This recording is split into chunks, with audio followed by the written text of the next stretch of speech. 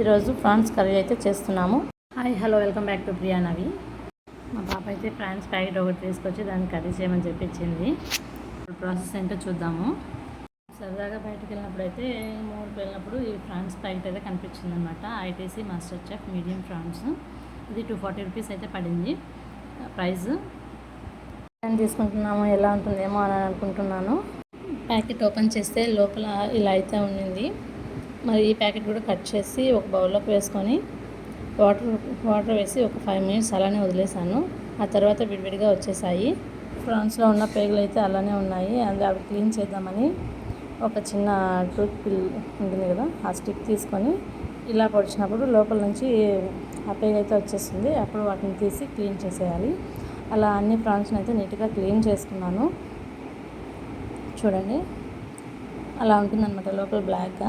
దాన్ని క్లీన్ చేసుకుంటే మనకు నీట్గా ఉంటుంది. ఏ సీ ఫుడ్ అయినా మనం 1-2 సార్లు నీట్గా క్లీన్ చేసుకుంటేనే బాగుంటుంది. ఎందుకంటే సీ ఫుడ్ కదా.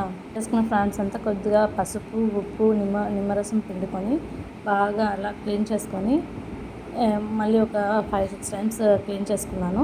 మిక్సీ జార్ తీసుకుని గసగసాలు, ఆనియన్, అల్లం వెల్లుల్లి పేస్ట్, పట్టా లవంగాలు అన్నీ వేసుకొని పక్కన పెట్టుకున్నాను. ఇప్పుడు పెనం పెట్టుకొని దాంట్లో కొద్దిగా ఆయిల్ వేసుకొని మనం కడిగి పెట్టిన ప్రాన్స్ అన్నీ వేసుకోవాలి. దాంట్లో నీళ్లు పోయే వరకు వేపుకోవాలన్నమాట. తర్వాత ఇప్పుడు ఒక టమాటా వేసి మిక్సీలో వేసుకున్నవన్నీ మెత్తగా పేస్ట్ చేసుకోవాలి. అంతలో ఇవి కూడా వేగిపోతాయి. వేగిన ప్రాన్స్ని పక్కకి తీసి అందులోనే ఈ వెల్లుల్లి పేస్ట్ అంతా వేసేసి బాగా వేయించుకోవాలి. అందులోనే కొద్దిగా పసుపు, జీలకర్ర పొడి, కొద్దిగా ఉప్పు వేసి మళ్ళీ వేయించుకోవాలి.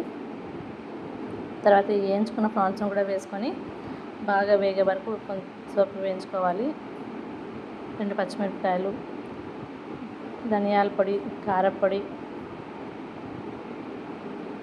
కొన్ని ఆ పచ్చివాసన పోయే వరకు కొంచెం ఫ్రై చేసుకొని ఇప్పుడు 1/2 గ్లాస్ వాటర్ అయితే వేసాను. చూడండి ఇప్పుడైతే ఎన్ని వాటర్ ఉన్నాయో.